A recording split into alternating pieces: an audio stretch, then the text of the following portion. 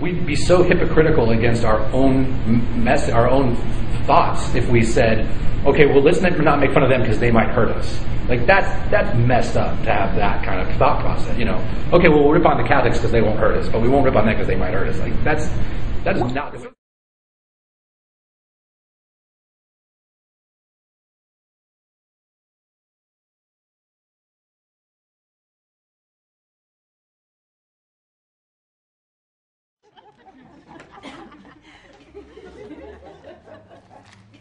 What is this?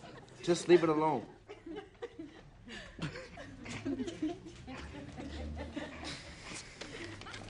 You think this is funny? Tito, would this be funny if it were a picture of you? It ain't. Maybe we should talk about art. Tito's got real talent, don't you think? You know something? I saw a picture just like this once in a museum. Only it wasn't a black man. It was a Jewish man. And instead of the big lips, he had a really big nose, like a rat's nose. But he wasn't just one particular Jewish man. This was a drawing of all Jews. And these drawings were put in the newspapers by the most famous gang in history. That's us, dog. You think you know all about gangs? You're amateurs. This gang would put you all to shame. And they started out poor and angry, and everybody looked down on them until one man decided to give them some pride, an identity, and somebody to blame. Take over neighborhoods? That's nothing compared to them. They took over countries. You want to know how? They just wiped out everybody else. Yeah, they wiped out everybody they didn't like and everybody they blamed for their life being hard. And one of the ways they did it was by doing this. See, they'd print pictures like this in the newspapers. Jewish people with big, long noses. Blacks with big, fat lips. That's how a Holocaust happens. All right. So what you're saying is, if the Latinos weren't here, or the Cambodians, or the blacks, or the whites, or whoever they are, if they weren't here, everything would be better for you. Isn't that right? Of course. It'd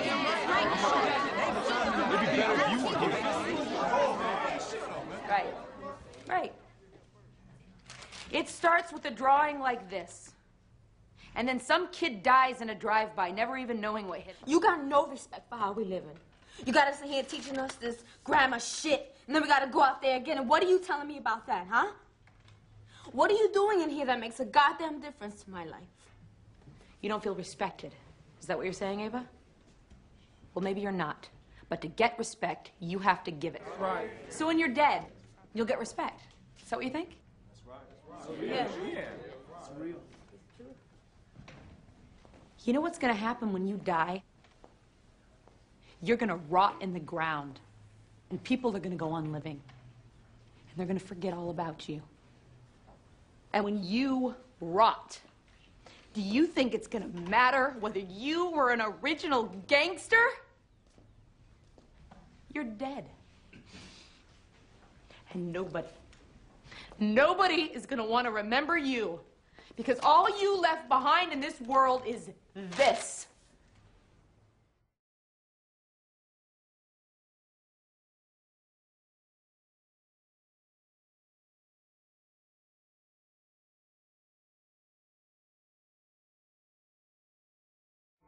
Now, you may be shocked by these words, but I have eaten from the same plate, drunk from the same glass, and prayed to the same God with fellow Muslims whose eyes were blue, whose hair was blonde, and whose skin was the whitest of white. And we are all brothers, truly. People of all colors and races believing in one God and one humanity. I am not a racist, and I do not subscribe to any of the tenets of racism. In all honesty and sincerity, it can be stated that I wish nothing but freedom, justice, and equality. Life, liberty, and the pursuit of happiness for all people. Now, my first concern, of course, is with the group to which I belong, for we, more than any others, are deprived of our inalienable rights. But I believe the true practice of Islam can remove the cancer of racism from the hearts and the souls of all Americans. And if I can die having brought any light, having exposed any meaningful truth that will help destroy this disease, then all the credit is due to Allah, the Lord of all the world, and only the mistakes have been mine. Please give all my love to the children. I love you dearly. Sincerely, El-Hajj Malik El-Shabazz, Malcolm X.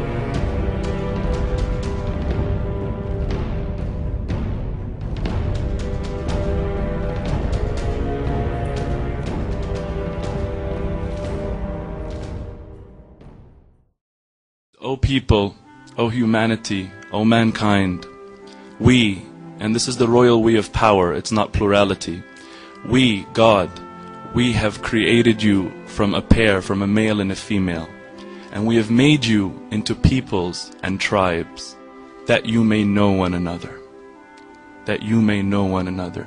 I think that I would like to leave it off saying that to me, in this context, Allah, God, is, if I'm allowed to say, synonymous in this context with truth, beauty, and justice, and the sovereign good.